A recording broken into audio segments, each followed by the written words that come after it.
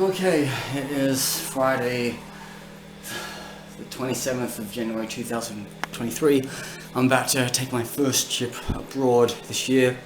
I only went abroad once last year to Southern Africa, so this year I'm going to get out of Britain a couple of times more than I did in the last few years.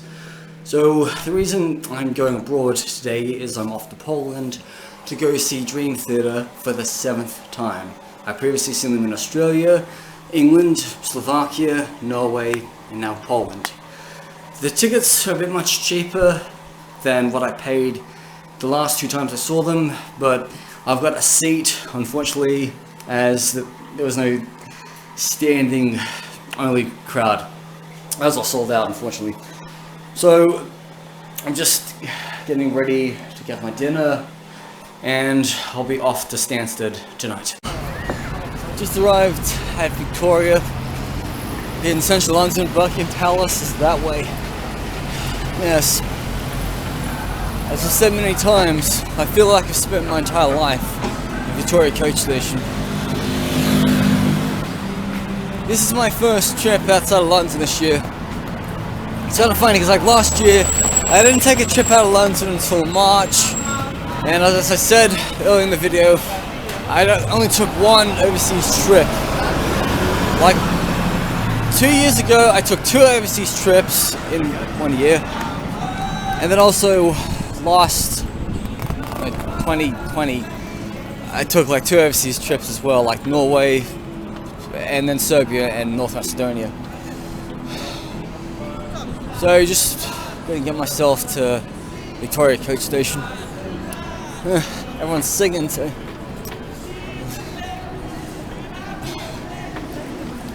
A very important factor is don't ever buy anything from an airport. I've already just eaten like 5 biscotti sandwiches on the tube.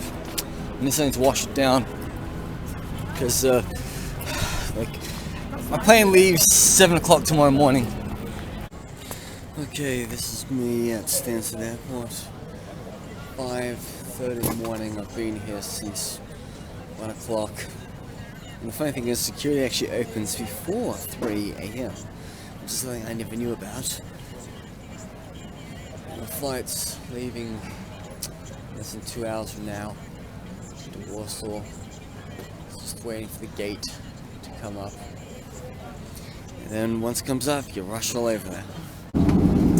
Just plane and Warsaw Modlin Airport. MODIN. It's like an hour away from the city centre. It's where all the Ryanair flights fly to. Okay, I've arrived at Warsaw Airport. Not the big one, the little one, Modlin. And I'm just gonna get this free bus that takes me to the train station, and I can hop on a train to Warsaw Central.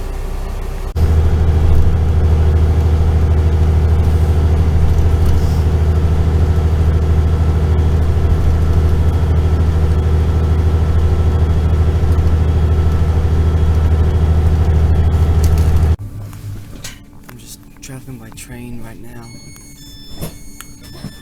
I am halfway to Warsaw Central, but then I realized if I got off a few stops earlier, I'll be closer to my accommodation where I'm staying. That seems right. Although, it's not much of a price difference to say, oh, I bought tickets at Warsaw Central and I got off a few stops earlier. Just pulled into Warsaw Central. And it takes like 15 minutes to go from Modlin to Warsaw Central. So, gotta figure out where I'm gonna go now. Yes. There's gonna be a milk bar around here somewhere, but maybe not in a central area. Here we are. That is the Palace of Culture. That was a gift from the Soviet Union to Poland a couple of years after the war. And over there, that is Warsaw Central. That's main hub. There's so many different train stations all in Warsaw. It's a bit confusing. fragment Mura Ghetto are part of the ghetto wall 100 meters. Oh, they've got two nice murals here. I'm not sure if this is connected. That has to be Pope John Paul II. Yes.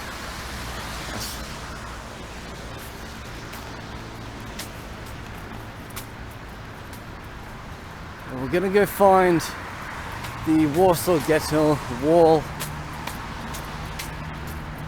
monument. Let's say it's 100 meters away. Oh, there's a monument right there. Let's go have a look at that.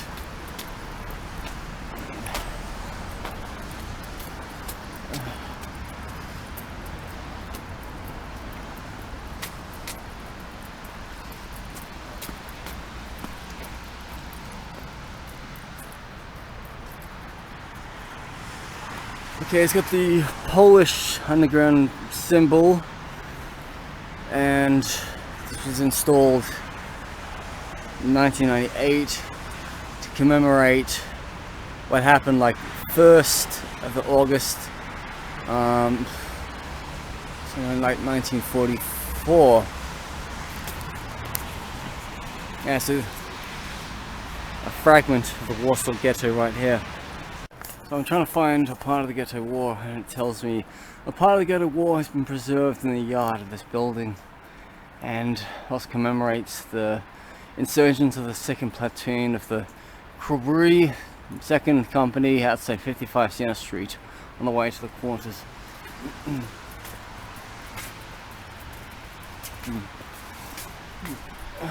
Vietnamese food, Israeli, Armenian.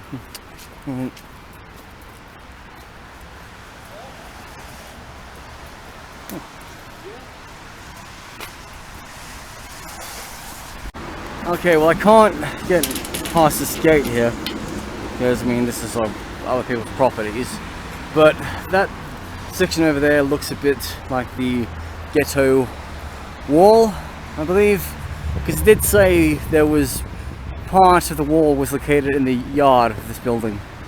There it is. So there it is, fragment of the ghetto wall. It's pointing towards here.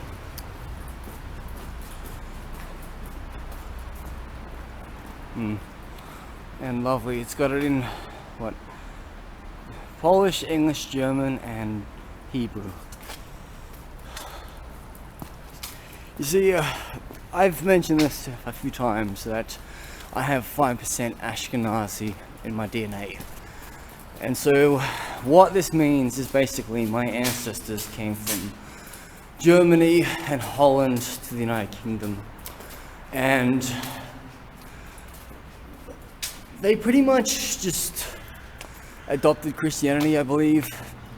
I mean, my grandmother's maiden name was Banks, and there are a lot of Banks in Jerusalem.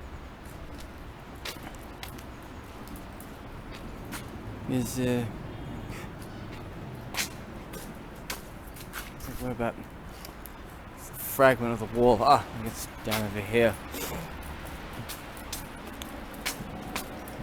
Yeah, so I'm quite proud of my Ashkenazi roots, but unfortunately it doesn't really make me Jewish in some ways. I guess I am descendant of Jewish people, of Ashkenazis from Germany and Holland, so that's one thing to be proud of. Oh. So anyone who speaks Polish could translate this to me. I assume this is to remember somebody who perished. We have a memorial plaque from the President of the State of Israel when he came here. And this is a detailed map about where the ghetto was in these current locations. So right now, we are at City Museum Ghetto Warsaw. And basically it explains all these different sections of the ghetto.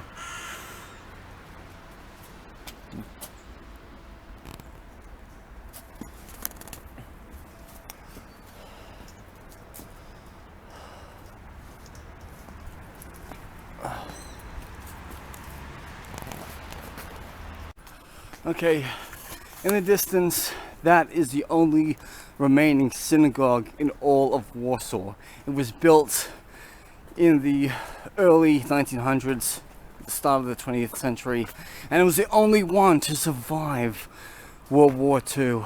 Could you believe it? And it's still standing to this very day. Yes. Just couldn't believe what Warsaw went through in World War II. This synagogue stood the test of time, and even through communism and all. So here it is, Orthodox synagogue, built between 1898 and 1902, founded by the couple Zelman and Rizvanozik near Runas, the only Warsaw synagogue to survive the war. Wow.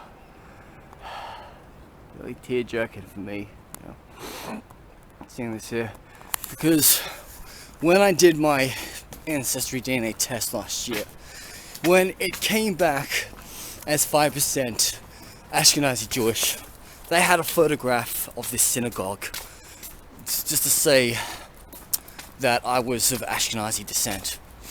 And it's just so amazing for me to stand outside the only synagogue that survived World War II.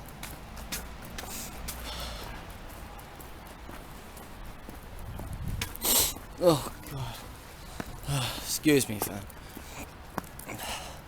I like to go inside, but synagogues these days are always charging money to get inside, even if you are Jewish or not.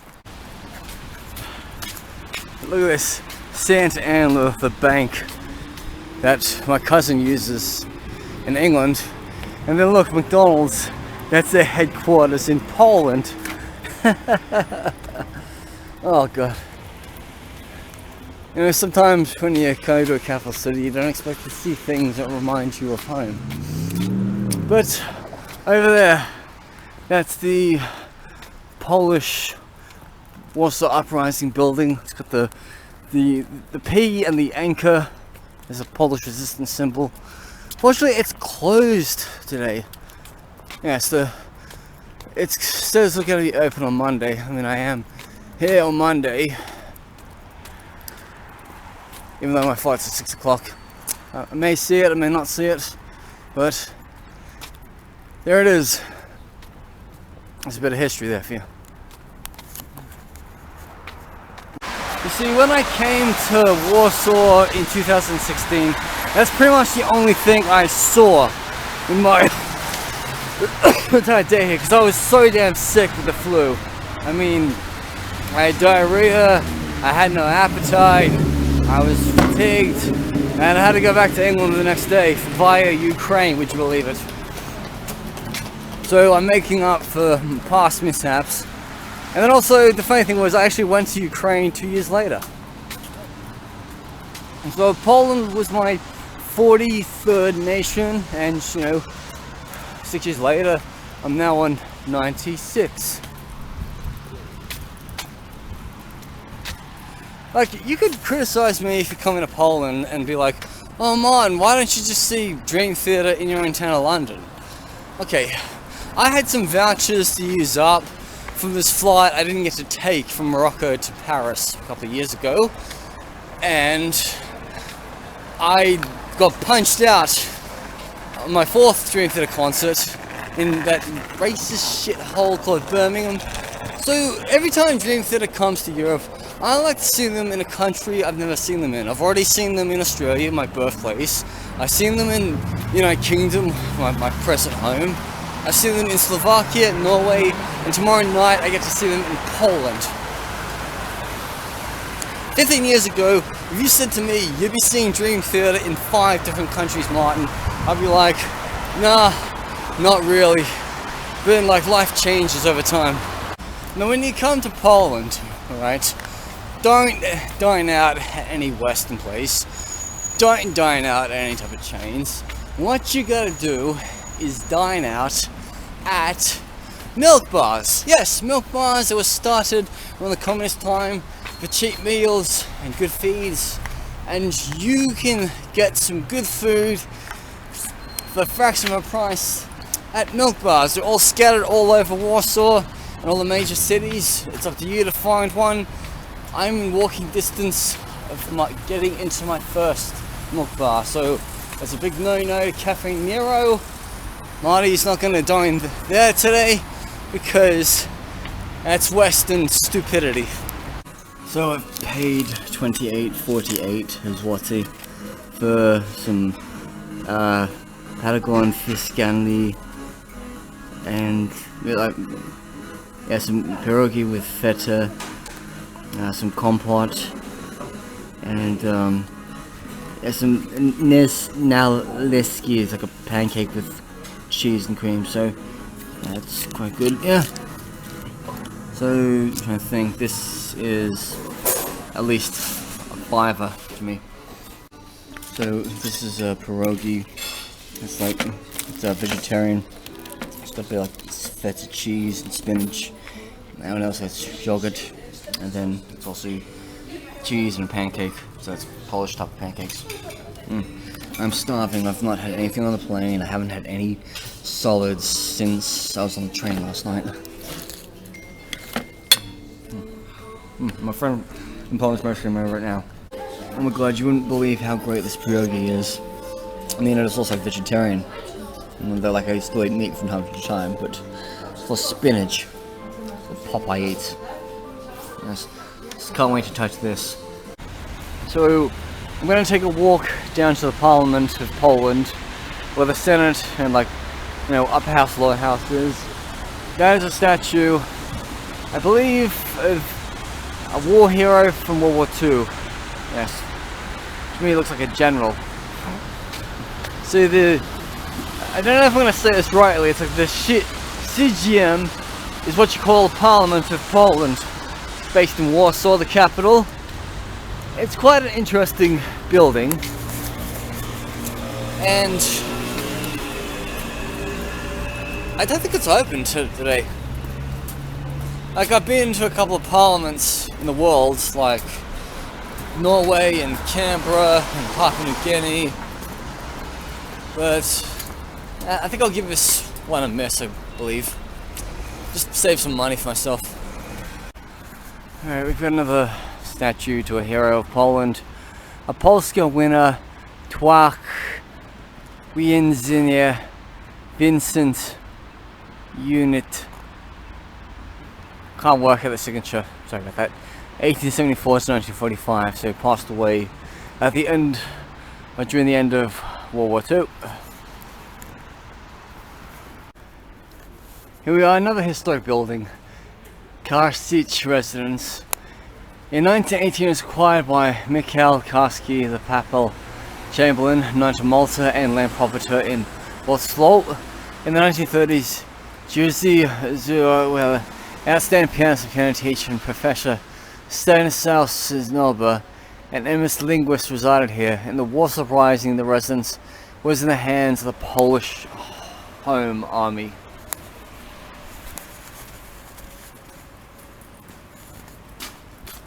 And we're in walking distance from the Parliament. So anyway, I'm going to end today's vlog.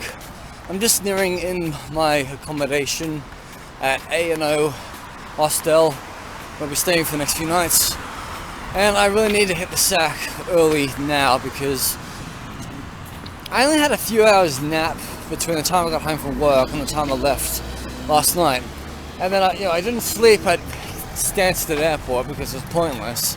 Because I mean, what about if I'd missed my flight? I slept 2 hours on the plane today, which is good. Probably should catch up and sleep.